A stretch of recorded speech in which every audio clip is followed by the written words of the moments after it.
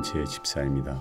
출애굽 38장입니다. 그가 또 조각목으로 번 제단을 만들었으니 길이는 5규빗이요 너비도 5규빗이라 네모가 반듯하고 높이는 3규빗이며 그 네 모퉁이 위에 그 뿔을 만들되 그 뿔을 제단과 연결하게 하고 제단을 놋으로 쌌으며 제단의 모든 기구 곧 통과 부삽과 대야와 고기 갈고리와 불 옮기는 그릇을 다 놋으로 만들고 제단을 위하여 놋 그물을 만들어 제단 주위 가장자리 아래에 두되 제단 절반에 오르게 하고 그 놋 그물 네 모퉁이에 채를 꿰 고리넷을 부어 만들었으며 채를 조각목으로 만들어 놋으로 싸고 제단 양쪽 고리에 그 채를 꿰어 매게 하였으며 제단은 널판으로 속이 비게 만들었더라.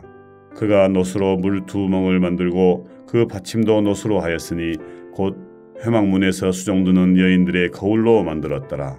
그가 또 뜰을 만들었으니 나무로 뜰의 남쪽에는 세마포 포장이 100규빗이라 그 기둥이 20이며 그 받침이 20이니 놋이요 기둥의 갈고리와 가름되는 은이며 그 북쪽에도 100규빗이라 그 기둥이 20이며 그 받침이 20이니 놋이요 기둥의 갈고리와 가름되는 은이며 서쪽의 포장은 50규빗이라 그 기둥이 열이요 받침이 열이며 기둥의 갈고리와 가름되는 은이며 동으로 동쪽에도 50규빗이라 문 이쪽의 포장이 15규빗이요 그 기둥이 셋이요 받침이 셋이며 문 저쪽도 그와 같으니 뜰 문 이쪽 저쪽의 포장이 15규빗씩이요 그 기둥이 셋씩 받침이 셋씩이라 뜰 주위의 포장은 세마포요 기둥 받침은 놋이요 기둥의 갈고리와 가름되는 은이요 기둥 머리 싸기는 은이며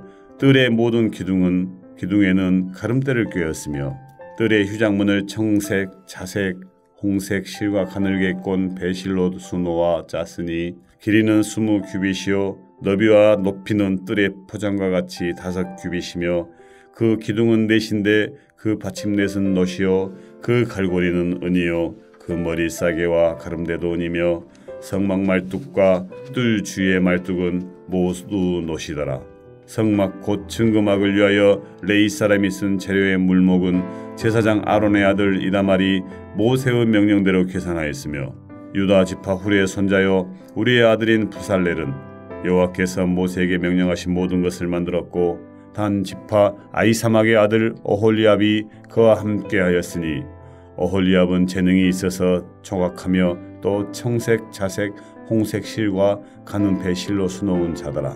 성소 건축 비용으로 들인 금은 성소의 세겔로 29달란트와 730세겔이며 계수된 회중이 들인 은은 성소의 세겔로 100달란트와 1775세겔이니 계수된 자가 20세 이상으로 60만 3,550명인즉 성소의 세겔로 각 사람에게 은 한 배가 곧 반세겔씩이라. 은 100달란트로 성소의 받침과 휴장문의 기둥 받침을 모두 100개를 부어 만들었으니 각 받침마다 한 달란트씩 모두 100달란트요 1775세겔로 기둥 갈고리를 만들고 기둥 머리를 싸고 기둥 가름대를 만들었으며 드린 놋은 70달란트와 2400세겔이라. 이것으로 회막문 기둥 받침과 놋 제단과 놋 그물과 제단의 모든 기구를 만들었으며 뜰 주위의 기둥 받침과 그 휴장문의 기둥 받침이며 성막의 모든 말뚝과 뜰 주위의 모든 말뚝을 만들었더라. 하늘에 계신 우리 아버지여, 이름이 거룩히 여김을 받으시오며 나라가 임하옵시며 뜻이 하늘에서 이룬 것 같이 땅에서도 이루어지이다. 오늘날 우리에게 일용할 양식을 주옵시고 우리가 우리에게 죄 지은 자를 사하여 준 것 같이 우리 죄를 사하여 주옵시고 우리를 시험에 들게 하지 마옵시고 다만 악에서 구하옵소서. 대개 나라와 권세와 영광이 아버지께 영원히 있사옵나이다. 아멘.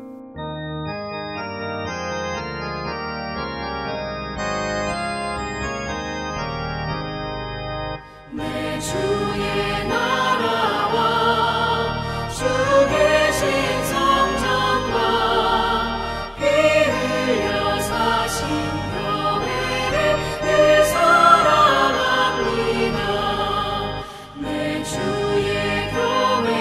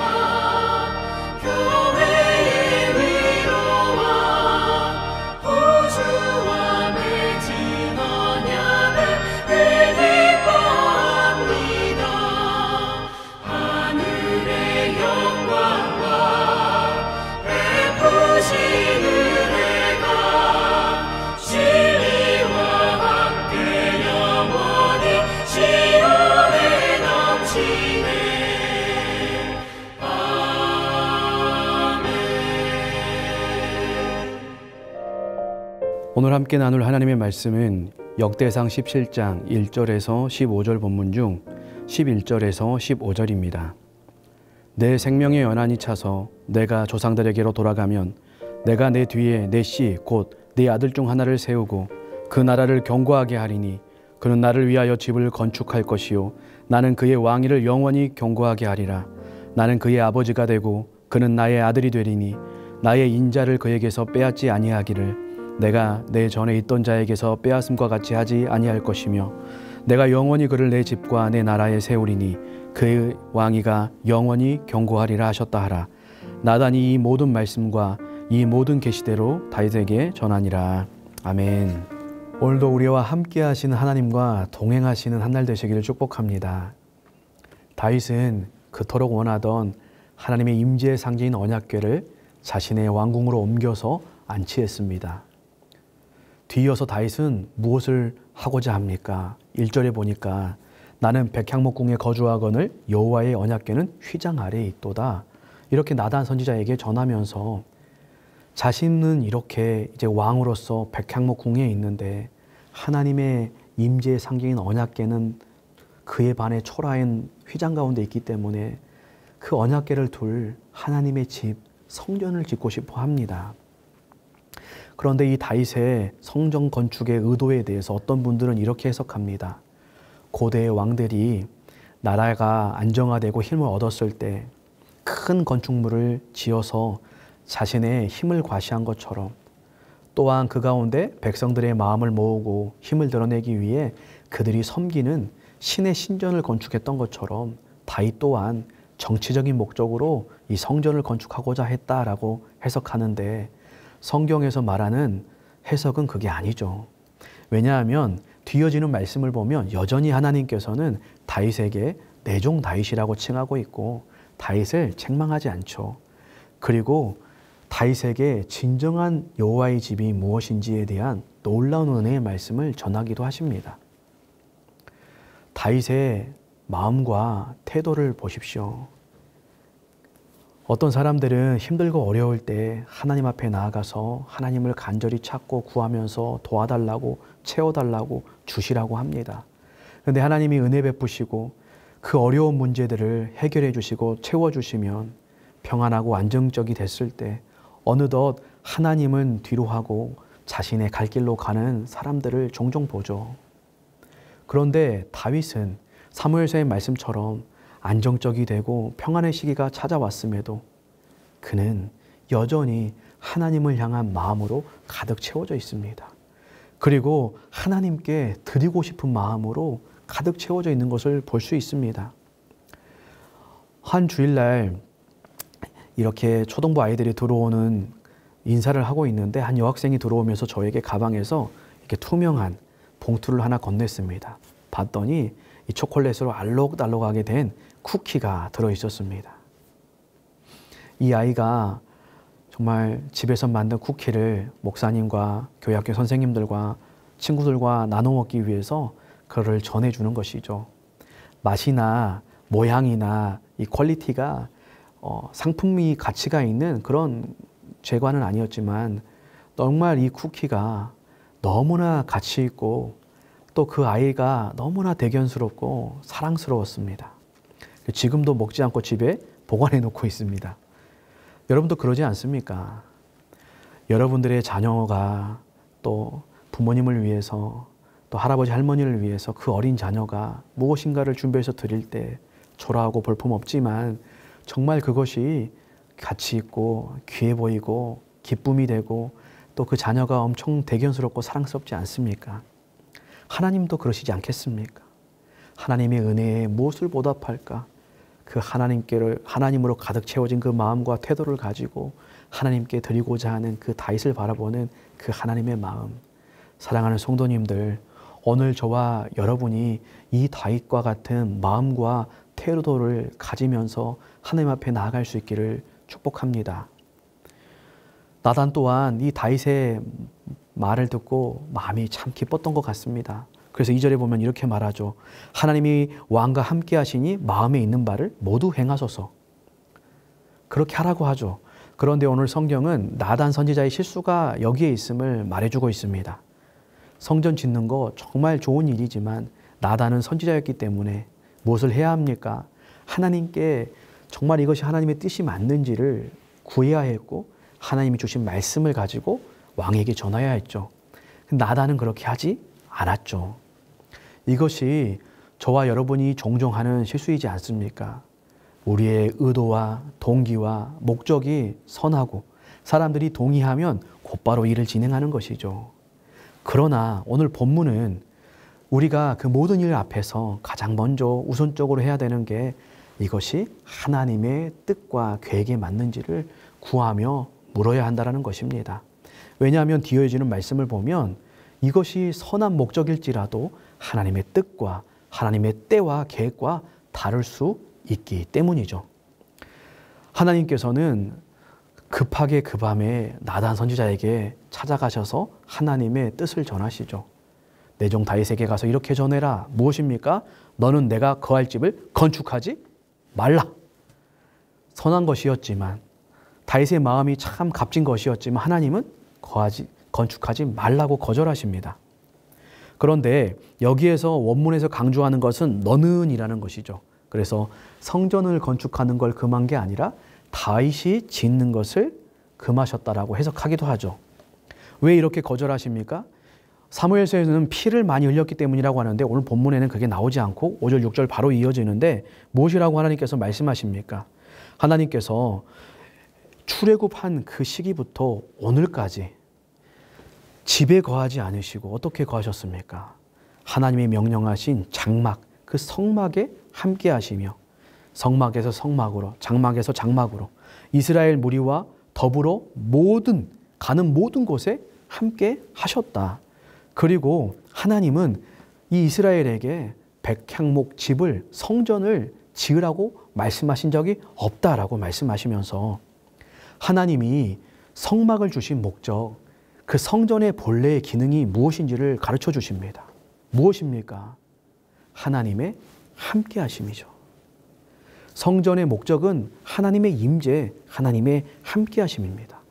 성막이 겉으로 볼 때는 초라해 보이지만 아무것도 아닌 것처럼 보이지만 왜 그것이 성막입니까? 하나님이 함께 하시는 곳이기 때문이죠. 마찬가지입니다. 뒤이어지는 솔로몬이 지었던 화려한 성전을 보십시오. 그런데 그 성전에서 나아갔던 이스라엘 백성들은 눈에 보이는 화려한 성전은 봤지만 그곳에 함께 하시는 하나님으로부터 마음이 멀어졌고 다른 것들을 구하고 찾지 않습니까? 본래의 기능을 상실한 그 화려한 성전이 어떻게 되죠? 결국은 무너지고 버려지게 되는 것이죠. 성전의 진정한 의미는 하나님과의 함께 하심. 다른 말로 하면 하나님과의 관계이며 교제가 바로 이 성전의 목적입니다. 오늘 우리는 진정한 성전이신 예수님을 믿는 믿음 안에서 성령이 거하시는 거룩한 성전이 되었다라고 성경 고린도전서는 말하고 있죠. 오늘 성전으로서 우리가 정말 하나님 앞에 사모하며 구해야 되는 건 다른 게 아니라 하나님과의 함께하심, 하나님과의 인격적인 교제와 관계, 이것이 최우선인 것이죠. 눈에 보이는 화려한 것, 힘이 쏟아지는 다른 것들에 우리의 시선과 마음이 빼앗기고 들여지는 것이 아니라 하나님과의 함께하심. 그래서 하나님의 임재, 하나님의 얼굴, 하나님의 은혜, 그냥 하나님 그 자체를, 하나님을 사모하면서 바라면서 나아가는 것이 성전으로서의 기능이며 삶입니다. 다른 어떤 것보다 사랑하는 성도님들, 하나님의 함께하심을, 하나님의 임재를 사모하시며 간구하시며 바라시는 저와 여러분 될 수 있기를 축복합니다. 그런데 하나님은 다윗으로 하여금 그 하나님의 집을 짓지 말라 하셨지만 뒤이어지는 정말 놀라운 하나님의 뜻과 계획, 진정으로 하나님이 말씀하시고 계획하신 하나님의 집, 하나님의 성전에 대해서 말씀해 주십니다. 다윗을 향하여서 목동인 너를 이스라엘의 주권자로 삼고 네가 어디로 가든지 내가 함께하면서 내 대적을 멸하게 하였다. 앞으로 세계의 존귀한 자들의 이름처럼 내가 너를 만들어 줄 것이다. 그렇게 말씀하시면서 내가 한 곳을 정하고 너의 모든 대적으로 복종하게 하면서 너를 위하여 왕조를 세워주겠다 말씀하십니다. 다른 것은 무슨 뜻이냐면 다윗이 하나님을 위하여 집을 짓겠다 하는데 그게 아니라는 것입니다. 하나님께서 다윗을 위하여 집을 세워주시겠다라고 약속하시는 것입니다. 할렐루야. 여러분, 성막도 마찬가지고 우리의 구원도 마찬가지고 우리가 먼저 시작하는 게 아니죠. 하나님, 우리가 이렇게 집을 지어서 하나님 이곳에 임하여 주옵소서, 이게 하나님의 방법이 아니죠. 주권자이신 왕이신 하나님께서 우리에게 성막을 이스라엘 백성들에게 먼저 명하시며 주신 것이죠. 그곳 가운데 이스라엘이 순종했을 때 하나님이 임재하신 것이죠. 마찬가지인 것처럼 다윗이 하나님의 성전을 짓고 하나님 여기 오세요라고 하는 게 아니라 하나님이 주권적으로 하나님의 뜻과 계획 가운데 하나님의 집, 하나님의 성전을 먼저 하나님께서 명하시고 그것 가운데 하나님이 함께 하시는 거죠. 다윗이 하나님을 위하여 집을 짓는 게 아니라 하나님께서 다윗의 집을 세워주시는 것입니다. 오늘도 마찬가지입니다. 우리가 하나님께 무엇인가 먼저 하기 이전에 하나님께서 오늘 우리에게 은혜 베푸시고 먼저 세워주시고 우리를 도와주시고 인도해 가르친 줄로 믿으시기 바랍니다. 하나님은 그 다윗의 집 왕조를 어떻게 세워주십니까?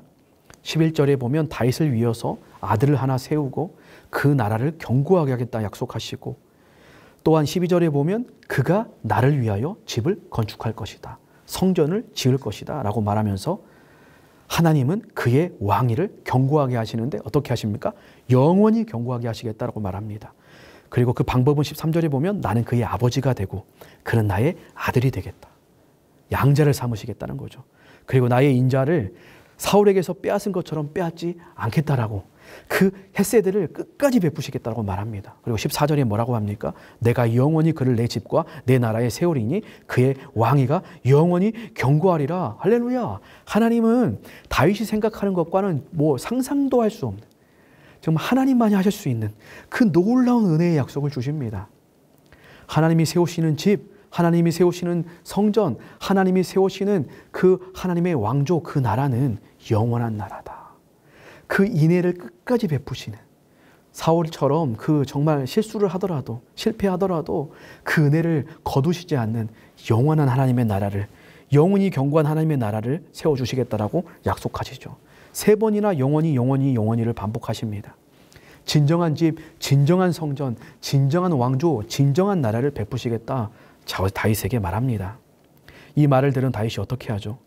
자신의 그 거룩한 선한 목적이 거절당했습니다. 노라고 거절당했습니다. 그렇고 하나님의 말씀이 들렸죠. 때로 우리는 내 뜻과 내 소원과 내 계획이 거절당하면 하나님의 얼마나 좋은 약속과 그 함께 하시는 하나님이 여전히 있으심에도 불구하고 그 하나님을 잊어버릴 때가, 그 말씀이 전혀 들어오지 않을 때가, 그 하나님 앞에 나아가려고 하지 않을 때가 우리에게는 있습니다. 그런데 다윗은 어떻게 합니까? 그 하나님 앞에 16절에 보면 들어가 앉았다라고 말합니다. 그 하나님의 임재의 상징인 언약궤 앞에 나아가서 하나님 앞에 앉은 것이죠. 그러면서 하나님 앞에 기도하는 것이죠. 이것이 믿음의 사람 다윗의 모습입니다. 자신의 뜻과 계획이 거절당할지라도 진정한 왕이신 하나님의 은혜의 말씀 앞에서 그 은혜의 말씀을 붙들고 하나님, 그 하나님의 왕 되신 은혜의 말씀 앞에 제가 순종하며 살아내길 원합니다. 믿음으로 붙들길 원합니다. 저를 통하여 그것이 이루어지길 원합니다. 제 후손들을 통하여 이루어지길 원합니다. 그러한 태도와 마음을 가지고 하나님 앞에 머물렀던 것이죠. 이것이 저와 여러분이 취해야 되는 태도이고, 지금 이 말씀을 듣고 있는 포로에서 귀환해서 1차로 성전을 재건하고 2차로 말씀을 재건하고 3차로 성벽과 공동체를 재건했는데 현실 가운데 여전히 변하지 않고 정말 다윗에게 약속하신 그 말씀이 우리에게 유효한가? 우리는 여전히 하나님의 백성인가? 저 초라해 보이는, 솔로몬의 성전에 비해서 초라해 보이는 스룹바벨 성전은 과연 의미가 있는가? 이렇게 살아가는, 정말 세계 열강에 여전히 지배를 받고 초라해 보이는 자신들의 그 모습을 바라보며 의문을 가지고 살아가는 그 포로기 귀환한 백성들에게 이 역대기 말씀을 오늘 이 다윗의 언약의 말씀을 통하여서 하나님 말씀하시는 것이죠. 이스라엘에게 주신 성막과 성전의 목적이 무엇이냐? 나의 임재, 하나님이 함께 하십니다. 그래서 그 성전의 화려함, 초라함, 그게 중요한 게 아니라 눈에 보이지 않는 그 하나님의 함께 하심을 구해라. 그리고 하나님의 언약이 여전히 유효한가? 이스라엘의 수많은 왕들의 실패와 믿음 없음에도 불구하고 하나님이 신실하게 그 약속을 이루어오신 것처럼, 그 백성과 함께 하신 것처럼 여전히 오늘 하나님이 너희들과 함께 하면서 그 약속을 신실하게 이루어왔고 앞으로도 신실하게 이루어갈 것이다. 다윗이 그 약속을 붙들고 믿음으로 메시아를 바라본 것처럼 너희들도 영원히 하나님이 세우실 그 하나님의 나라, 그곳에 세워질 왕, 그 메시아를 바라보면서 오늘 믿음으로 살아가라고 말하는 것이죠. 이스라엘의 실수와 실패에도 불구하고 그들의 믿음으로 하나님을 붙들지 못하는 그 순간에도 하나님과 이스라엘의 언약 가운데, 일방적인 언약 가운데 하나님이 여전히 이스라엘을 붙들고 계신다. 하나님이 함께 하신다. 그래서 그 하나님 앞에 나아가서 하나님을 구하고 하나님 앞에 동행하며 나아갈 때 하나님이 신실하게 그 일을 이루어 가실 거다. 그리고 하나님께서 솔로몬에게 약속하신 그 성전의 기능, 성전을 향하여 기도할 때 용서하시고 회복하시는 것처럼 하나님을 향하여 우리가 믿음으로 기도하고 구할 때 하나님은 용서하시고 회복하시고 새롭게 하실 것이다. 그 하나님을 붙들고 믿음으로 살아가라. 오늘 본문은 말하고 있습니다. 사랑하는 성도님들, 이것이 오늘 포로기에 있는 이스라엘 백성들에게 주시는 말씀이고 또한 오늘을 살아가는 저희들에게 주신 말씀입니다. 하나님은 여전히 우리와 함께 하시며 합력하여 선을 이루시는 분임을 믿으시기를 바랍니다. 예수 그리스도를 주신 하나님은 예수님 안에서 우리에게 가장 선한 것, 좋은 것을 주신 하나님이심을 신뢰하실 수 있기를 바랍니다. 여전히 나와 함께 하시며 저희들이 믿음으로 하나님을 붙들지 아니할 때에도 여전히 우리를 붙잡고 계시는, 우리와 우리의 실수와 실패와 연약함과 넘어짐과 능력 없음에도 불구하고 하나님의 전능하심으로 신실하게 하나님의 약속을 이루어 가시는 그 하나님이 오늘 저와 여러분의 하나님이십니다.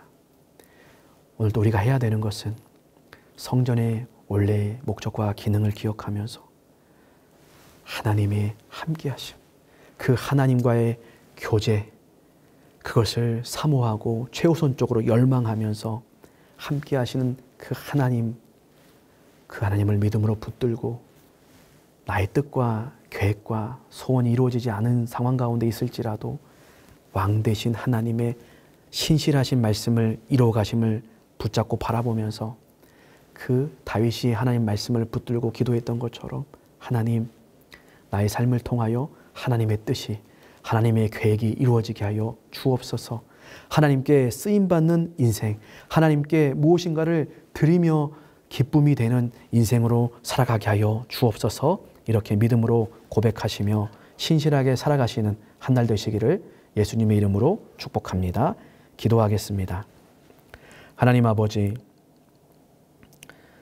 정말 선하고 좋은 목적과 계획과 우리의 소원이 이루어지지 않고 하나님 앞에 거절당하고 노라고 여겨지는 그 상황 가운데 다윗처럼 하나님의 신실하심과 하나님의 선하시고 좋으심, 더 위대하신 하나님의 분명하신 뜻과 계획을 구하고 붙들고 믿음으로 그 하나님과 동행하는 저와 우리 사랑하는 모든 광중 동명교회 성도님들 될 수 있도록 성령 하나님 인도하여 주시기를 원합니다.